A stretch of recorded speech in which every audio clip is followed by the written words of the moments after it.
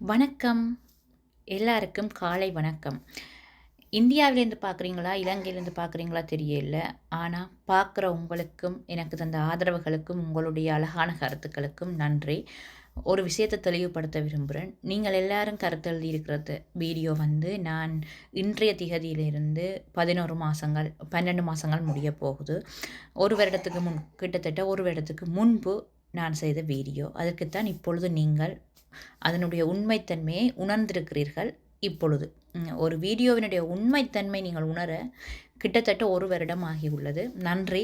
Anyway நாங்கள் கதைக்க வந்த விஷயம் இதுதான். என்னென்னா, அந்த வீடியோ உங்களுடைய உலக புகழ் அன்னை தெரேசா, மாலினி மார்க்கண்ட் பற்றிய வீடியோ நான் அப்பொழுது பதிவிட்டுள்ளேன். அப்பொழுது எனக்கு காணொளிகளை பற்றி எந்த ஒரு அறிவும் இல்லை. ஆனால் எனது மனதில் தோன்றின விஷயத்தை சொல்ல வேண்டும் என்றதுக்காக நான் பதிவிட்ட வீடியோ தான் அது. இப்போ நான் சொல்ல வர விஷயமும் ஒன்று என்னென்னா, மாலினி மார்க்கனுடைய 2வது திருமணமோ 3வது திருமணமோ அதை பற்றி நான் கதைக்க வரவில்லை. அவருடைய காதலனோ காதலியோ அது எனக்கு தேவையில்லாத விஷயம். அதை அவருடைய காதலனோ கணவனோ அவரை பற்றி கதைக்கிறதுக்கு தகுதி அவருடைய காதலனின் மனைவி இலக்கியா அவருக்கு மட்டும்தான் இருக்குது. உங்களோட கையெடுத்து கூப்பி ஒரு உதவி கேட்குறேன். 6வது டென்மார்க்கில் மிகவும் வசதி படைத்தவர்கள் யாராச்சும் இருந்தால் தயவு செய்து அந்த இலக்கியா பிள்ளைய கொஞ்சம் எடுத்து டென்மார்க்கில் விட்டு விட்டீங்களன்னு சொல்லி சொன்னால், இலக்கியா செருப்பால் சரி இல்லாட்டிக்கு நல்ல விளக்கு மாத்தால சரி மாலினிக்கு அடிக்கும் போது மாலினியோட பிள்ளைகள் விளங்கி கொள்ளுங்கள். என்னத்துக்காக இன்னொரு அம்மா இன்னொரு ஆண்டி எங்களுடைய அம்மாவை அடிக்கிறான்ட்டு. ஏன்னு சொன்னால் மாலினி இப்போ அப்படி தான் சொல்லிட்டு தெரியுது. நீங்கள் என்னதான் வீடியோ போட்டு என்னதான் தலைகீழ நின்றாலும் தண்டை பிள்ளைகளுக்கு தமிழ் தெரியாது. அதால் அவைகளுக்கு எந்த ஒரு பாதிப்பும் இல்லை. நீங்கள் நல்லா கதைங்கோ, நான் என்ற ஆட்டத்தை ஆடுவேன்னு தான் மாலினி செய்யுது. இப்போ நாங்கள் கதைக்க போகிறது மாலினிகிட்ட கல்யாண விஷயம் இல்லை. மாறி தவறுதலாக யாரும் விளங்கி கொள்ள வேண்டாம். நான் இப்போ சொல்ல வந்த விஷயம், சமூக வலைத்தளத்தில் நாங்கள் இருக்கிறோம்னு சொல்லி சொன்னால் நாங்கள் எல்லாருக்கும் முன்னுதாரணமாக இருக்க வேண்டுமே தவிர யாரையும் தவறான பாதைக்கு இட்டு செல்லக்கூடாது. நீங்கள் இப்போ தான் எல்லாரும் விளங்கி கொண்டிருக்கிறீங்கள். நான் அதை 1 வருஷத்துக்கு முன்னுக்கே விளங்கி கொண்டு நான் என்னென்னு சொல்லி சொன்னால், மாலினி எந்த ஒரு சிங்க பெண்ணும் இல்லை. மாலினி தன்னுடைய தலைக்கணத்தால், தன்னுடைய அகந்தையாலும், தன்னுடைய என்னென்று சொல்கிறது ஆணவத்தாலும் தனது கணவரையும் வீட்டை விட்டு கலைத்து விட்டு தன் பிள்ளைகளோட வாழ்க்கையையும் ஒரு நாரடிக்கிற ஒரு பெண்மணியாக தான் நான் விளங்கி கொண்டது இந்த 1 வருஷத்துக்குள்ள. நாங்கள் ஆரம்பத்துலேருந்து பார்த்தா, நீங்கள் எல்லாம் பார்த்த காணொளியில் நான் சொல்லியிருப்பேன், உங்களோட மாலினி அக்கா, உங்களால் உலகம் போற்ற மாலினி அக்கா சொன்ன கதை தான் ஒரு கொச்சையாக சொன்ன விஷயத்தை நான் அழகாக சொல்கிறேன் தமிழில். ஆடைகள் எதுவும் இல்லாமல் துபாய் ரோட்டில் நான் நிற்பேன். ஆண்கள் அனைவரும் தன்னை பார்த்து விட்டு செல்வார்கள். தன்னுடைய மகன் பெத்த பிள்ளை சொன்னவனா தன்னை ஆடை இல்லாமல் அதில் நிற்க சொல்லி ரீல்ஸ் போட சொல்லி. எனக்கு தெரியல, எந்த வீட்டு பிள்ளைகள்னா செருப்பால் அடிப்பானுகள். இப்படி நாங்கள் எதுவும் அரையும் குறையுமா போட்டால் அவங்களோட புள்ள சொன்னது எனக்கு தெரியும். அந்த குழந்தை பாவம், அதை இவள் தன்னுடைய இதுக்காக சொன்னாலா இல்லை அந்த பிள்ளை உண்மையில் சொல்லிச்சான்னு சொல்லி எங்களுக்கு தெரியாது. அப்படி ஒரு வேளை அந்த பிள்ளை சொல்லியிருந்தால் மாலினி பிள்ளையை வளர்த்த விதம் சரியான தவறு. நான் நிறைய குழந்தை அப்படி சொல்லியிருக்காது. நாங்கள் வீண் பழி சுமத்தக்கூடாது. அந்த பிள்ளை பாவம். அந்த பிள்ளை இந்த வீடியோவை இன்னொரு 10 வருஷத்துக்கு பிறகு பார்த்து விளங்கி கொள்கிற காலம் வந்துச்சுன்னு சொல்லி சொன்னால் பிள்ளை ரொம்ப கவலைப்படும். எங்களுடைய அம்மா இவ்வளோ ஒரு கேள்தரமான விஷயங்களை செஞ்சுருக்கிறான்னு சொல்லி. நானும் சமூக வலைத்தளங்களில் வீடியோக்கள் காணொளிகளை பதிவிடுறேன். நான் என்னுடைய வீடியோக்கள் பதிவிடும் போது நான் ஒவ்வொரு வீடியோவுக்கும் நான் நினைக்கிறது, இந்த வீடியோ இன்றைக்கு போட்டுட்டு நாளைக்கு அழிக்கிற வீடியோ இல்லை. இது 10 வருஷமோ 20 வருஷமோ தாண்டி என்னுடைய குழந்தைகளோ என் சம்பந்தப்பட்டவர்கள் யாராவது பார்த்தால் அவர்கள் தலை குனியக்கூடாது என்ற ஒரு நிலப்பாடில் தான் நான் எப்போவுமே வீடியோ போடுறது. இப்போயும் நான் கதைக்க வர விஷயம், மாலினியுடைய ஃபாலோவர்ஸ், மாலினியுடைய சந்தாக்காரர்கள், உங்களுக்கு தான் இந்த வீடியோ. அதாவது மாலினி நெச்சிட்ருக்கிறா இந்த மாயை உலகம், இந்த சமூக வலைத்தளங்களில் நாங்கள் வச்சிருக்கிற ஃபாலோவர்ஸ், நாங்கள் வச்சிருக்கிற சந்தாக்காரர்கள் எல்லாரும் நிரந்தரம். நான் என்னதான் ஆட்டம் ஆடினாலும் அவர்களால் என்னை எதுவுமே செய்ய முடியாதுன்னு நினச்சி தான் மாலினி கதைச்சு கொண்டு திரிகிறார். அதாவது மாலினியோட ஒவ்வொரு கதைகளுக்கும் நாங்கள் சபை நாகரிகம் அறிந்து நாங்கள் கதைக்கும் போது எங்களுடைய உண்மையான தரம் என்னன்னு சொல்லி மற்றவங்கள் விளங்கி கொள்வாங்க. மாலினி முதல் தான் உடுப்பில்லாமல் நிற்பேன்னு சொன்ன மாலினி இப்போ ஒரு நல்ல ஒரு வார்த்தையை சொல்லியிருக்குது. தான் செய்த தவறை சரிப்படுத்துவதற்கு ஒரு நாட்டுடைய சட்டத்தை, நாட்டினுடைய இறையாண்மையையே கொச்சப்படுத்தி இப்போ விட்டுருக்கிற வீடியோவில் சொல்லியிருப்பா, நீங்கள் பார்த்துருப்பீர்கள்.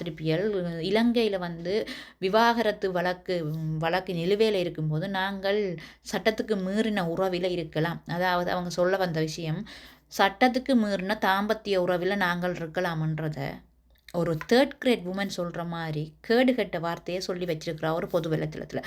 ஒரு சிறந்த பெண்மணி, ஒரு பிள்ளைகள் தாயார் எப்போவுமே இப்படி ஒரு வார்த்தையை பயன்படுத்த மாட்டார். நீங்கள் என்னுடைய காணொளிகளும் சரி, இல்லை இந்த காணொளிகள் பதிவுற பெண்மணிகளோட காணொளிகளையும் சரி வச்சு கொஞ்சம் மற்றவர்களுடைய வீடியோக்களோடு நீங்கள் வந்து ஒப்பிட்டு பாருங்கள், யார் எப்படிப்பட்டவங்கன்னு சொல்லி உங்களுக்கு விளங்கும்.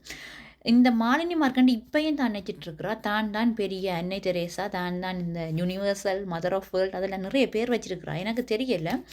ஆனால் இவங்களுடைய வீடியோக்களை பார்க்குற உங்கள்கிட்ட தான் நான் சில விஷயங்களை கேட்க வேணும். அதாவது உங்களுடைய பொன்னான நேரத்தை மாலினிக்காக கொடுத்து பார்க்குறீங்களே, அதில் ஏதாச்சும் உங்களுக்கு பிரயோசனம் கிடைக்குது. அவள் அப்படி தான் சொல்லியிருக்கிறா, தன்னால் தான் உங்களுக்கு பிரயோசனம், உங்களால் தனக்கு எந்த பிரயோசனமும் இல்லை அப்படின்னு சொல்கிறான். ஆனால் அவங்களுடைய முகநூலை பார்த்தீங்கன்னு சொல்லினா எல்லாரையும் ஃபாலோ பண்ண சொல்லியிருக்கிறாங்க. மற்றது அவங்க ஃபாலோ மட்டும் இல்லை, சப்ஸ்கிரைப் பண்ணுங்க. சந்தாதாரர்கள் காசு கட்டி நீங்கள் சந்தாதாரர் ஆகலாம். அங்கே உள்ள அவங்க என்ன வீடியோ போடுறாங்கன்னு எனக்கு தெரியும். நான் என்னையே ப்ளாக் பண்ணி வச்சிருக்கிறேன். அதை ஒரு வருஷத்துக்கு முன்னமே என்னையே ப்ளாக் பண்ணிட்டேன், நான் இப்படி கஜி போட்டேன்னு சொல்லி. அப்படி உங்களுடைய ஒவ்வொரு நீங்கள் கட்டுற காசும் அவங்களுக்கு காசாக போகுது. நீங்கள் பண்ணுற ஒவ்வொரு ஃபாலோவும் அவங்களுக்கு காசாக போகுது. நீங்கள் பார்க்குற 2 நிமிஷமோ 5 நிமிஷமோ நீங்கள் பார்க்குற உங்களோட டைம் அவங்களுக்கு காசாக போகுது. ஆனால் அவங்க ஒரு கொஞ்சம் கூடி வாய் கூசாமல் உங்களுக்கு தான் பிரயோசனம் உங்களை கேவலப்படுத்துகிறா. உங்களை அறிவிலிகளாக தான் சொல்கிறா. தவிர தான் ஒரு சிறந்த பெண்மணின்னு சொல்லி மாறுதட்டி கொண்டு திரிகிறா. உங்களுக்கெல்லாம் வெக்கமாக இல்லையா? இப்படிப்பட்ட ஒரு பெண்மணியை தூக்கி வச்சு கொண்டாடின உங்களுக்கெல்லாம் வெக்கமாக இல்லையா? ஒரு பொது வழியில் நான் இப்படி நிற்பேன், உடுப்பு இல்லாமல் நிற்பேன்ன்றதை நான் தான் இப்படி சொல்கிறேனே வழியாக அவங்க சொன்ன வசனம் வேறு. கேவலமாக சொல்லிட்டு திரிகிறா. எனக்கு விளங்குதில்லை, உங்களுக்கு அறிவில்லையா இல்லை அந்த பெண்மணிக்கு அறிவில்லையான்னு சொல்லி எனக்கு தெரியல. ஆனால் இப்போ இன்றைக்கு நான் போட்டிருக்கிற வீடியோக்களை பார்த்து, அக்கா நீங்கள் அன்றைக்கே கணித்திருக்கிறீங்கள், நிறைய வீடியோக்கள் செய்யுங்க, எங்களுக்கு உங்களோட வீடியோக்கள் பிடிச்சிருக்குன்னு சொல்லி சொல்கிறீங்க. நான் வந்து யூடியூப்பில் வீடியோ செய்யாத காரணம் இங்கே வந்து நிறைய பார்வையாளர்களை சென்றடையாது. சொல்ல வேண்டிய சில முக்கியமான விஷயங்களை நிறைய பேர் பார்க்க வேணும்னு சொல்லி சொன்னால் நான் வந்து டிக்டாக்ல செய்வேன். ஏன்னு சொல்லி சொன்னால் எனக்கு ஏதோ மதர் தெரேசா அளவுக்கு எல்லாம் ஃபாலோவர்ஸ் இல்லாட்டிக்கும் ஏதோ மக்கள் மத்தியில் தெரிகிற அளவுக்கு இந்த பிள்ளை எது சொன்னால் அது உண்மையாக தான் இருக்குது, இந்த பிள்ளை சொல்கிறதுல ஒரு விஷயம் இருக்கும் என்று சொல்லி ஒரு நம்பிக்கை இருக்கிற இடத்துல நான் இருக்கிறேன்ன்றதால் நான் இதில் வந்து உங்களோட வார்த்தைக்கு மதிப்பு கொடுத்து நான் இதில் இந்த காணொலியை பதிவு செய்கிறேன். முடிஞ்சால் நீங்கள் அங்கேயும் வந்து பார்க்கலாம், இல்லை இங்கேயும் வந்து பார்க்கலாம். உங்களுடைய ஆதரவை தந்ததுக்கு ரொம்ப நன்றி. ஆனால் மறுபடியும் ஒரு நிமிஷம் யோசியுங்க, இந்த திரையில் தோன்ற எல்லாமே உண்மையான்னு சொல்லி. ஏன்னு சொல்லி சொன்னால், நான் ஒரு வருஷத்துக்கு முன்னுக்கு இந்த ஒரு விஷயத்தை சொல்லும்போது நீங்கள் யாருமே காது கெடுக்க இல்லை. ஆனால் யாரோ ஒருத்தர் தண்ணியை பஸ்ஸுக்குள்ளே ஒருத்தர் பிடிச்சி இழுத்துட்டாருன்னு சொன்ன ஒரு கதையை நம்பி அந்த மனுஷன் உயிர் போகிற அளவுக்கு அந்த வீடியோவை பிரபல்யம் அடைய வச்சு ஒரு உயிரே இல்லாமல் பண்ணீங்க. நான் சொன்ன இதே விஷயத்தை நீங்கள் அன்றைக்கு கருத்தில் எடுத்து இதை பற்றி ஏதாச்சும் கதை வச்சிருந்தீங்கன்னு சொல்லி சொன்னால், இன்றைக்கு ஒரு குடும்பம் இலக்கியான்ற ஒரு பெண்மணி தன்னுடைய வாழ்க்கையை இழக்காமல், ஒரு 4 குழந்தைங்க தன்னுடைய தந்தையை இழக்காமல் நீங்கள் பாதுகாத்திருக்கலாம். இங்கே எல்லாருக்கும் ஒரு பொறுப்பு இருக்குது. சமுதாயத்தை கட்டியெழுப்ப வேண்டிய பொறுப்பு ஒவ்வொருத்தருக்கும் இருக்குது. என்னை பொறுத்த வரைக்கும் நான் ஒழுங்காக இருந்தேன்டா என் குடும்பம் ஒழுங்காக இருக்கும், என் குடும்பம் ஒழுங்காக இருந்தால் என் கிராமம் ஒழுங்காக இருக்கும், என் கிராமம் ஒழுங்காக இருந்துச்சுன்னா ஒரு நகரம் ஒழுங்காக இருக்கும், இந்த நகரமே ஒழுங்காக இருந்துச்சுன்னு சொல்லி சொன்னால் மாகாணம் ஒழுங்காக இருந்தால் ஒவ்வொரு நாடு. எங்களுடைய அம்மா சொல்கிற மாதிரி ஒரு விரல் தட்டி சத்தம் வராது. நாங்கள் எல்லோரும் ஒன்றா சேர்ந்தால் தான் எதுவுமே கிடைக்கும். இன்றைக்கு நாங்கள் ஒரு விஷயம் வழியில் வருதுண்டா அதில் இருக்கிற உண்மை பொய்யை நாங்கள் அறிஞ்சு சரிப்பட செயல்பட்டிருந்தோம்டா ஒரு குடும்பம் இன்றைக்கு நில குலைஞ்சிருக்காது. இனியாவது யாருக்கு ஆதரவு கொடுக்க வேணும், யாருக்கு ஆதரவு கொடுக்கக்கூடாது, இவங்கள் எப்படிப்பட்டவங்கள்னு சொல்லி கொஞ்சம் யோசித்து உண்மை பொய்யை வெளியில் கொண்டு வர பாருங்க. மாலினிக்கு இந்த விஷயத்தை இந்த வீடியோவை யாருக்கும் அனுப்ப முடிஞ்சு அனுப்பி விடுங்க. ஒரு விஷயம் தான் சொல்லியிருக்கேன், எனக்கு வடிவாத இது ஞாபகம் இல்லை. அதாவது புத்த போதனை, என்னுடைய கணவர் ஒரு புத்த மதத்தவர். நான் வந்து கும்பிட்றேன், நான் புத்தரையும் கும்பிட்றேன். நான் இந்த பண கேட்குறேன்னு சொல்லி யாருக்கும் தெரியுமா? பிரசங்கம், நாங்கள் தமிழில் சொன்னால் பிரசங்கம் பண்ணுவாங்க, பணம் கேட்குறேன்னு சொல்லுவாங்க சிங்களத்தில். அதுவும் கேட்குறேன். நான் எந்த ஒரு இடத்துலையுமே புத்தர் அடுத்தவன் குடும்பத்தை பிரின்னு சொல்லே இல்லை. நீங்கள் புத்த போதனையை படிக்க முன்னுக்கும் இந்த புத்தகங்களை படிக்க முன்னுக்கும் அந்த பாடசாலையில் ஔவையார் சொல்லி கொடுத்த விஷயத்தை வடிவா மண்டையில் ஏற்றிருந்தால் இன்றைக்கு இந்த பிரச்சனை இல்லை. எனக்கு நல்ல ஞாபகம் இருக்கும், பொய் சொன்னால் புகழ் குறையும் என்று சொல்லி, அதில் பொய்யுரைத்தால் புகழ் குறையும், தூங்காத இரவுங்கெடும் தூங்கினால் பகலுங்கெடும் என்று சொல்லி அது நல்ல ஒரு இது இருக்குது. முழுசாக நான் மறந்து போனேன். அதை கொஞ்சம் மாலினியை காட்டுங்க. அப்படி அதுக்கு பிறகாச்சும் மாலினிக்கு அறிவு வருதான்னு சொல்லி பார்ப்போம். இந்த சும்மா வீடியோக்காக நான் புத்தகம் படிக்கிறேன், நான் போதனை படிக்கிறேன், நான் அப்படி கதைக்கிறேன் இப்படி கதைக்கிறேன்டா ஒரு பெண்மணியை கொலை செய்வேன் என்று சொல்கிற அளவுக்கு கதைச்சி வச்சிருக்கிறாள்னு சொல்லி சொன்னால் என்னுடைய பார்வையில் இவள் உண்மையான ஒரு தரமான பெண்மணி இல்லை. நான் எந்த பெண்மணியும் இப்படி சொன்னதில்லை. நீங்கள் என்ன எந்த வீடியோக்களையும் பார்த்துருக்கலாம். ஆனால் இந்த மாலினி விஷயத்தில் நான் சொல்கிறேன், பழக்க வழக்கத்தில் நீ யாரையும் கல்யாணம் செய்யாமல் நீ யாரையும் என்னவும் செஞ்சு கொள்ளலாம். ஆனால் நீ கதைக்கிற கதைகளுக்கும் நீ செய்கிற செயற்பாடுகளையும் சொல்ல போனால் ஒரு தரமான சிறந்த தாய் தகப்பன் வளர்ப்பில் வந்து எந்த ஒரு பெண்ணும் இப்படி ஒரு கேவலங்கட்ட விஷயங்களையோ இப்படி கேவலங்கட்ட வார்த்தை பிரயோகங்களையோ ஒரு பொதுத்தளத்தில் சபை நாகரிகம் இல்லாமல் கதைக்க மாட்டாங்க.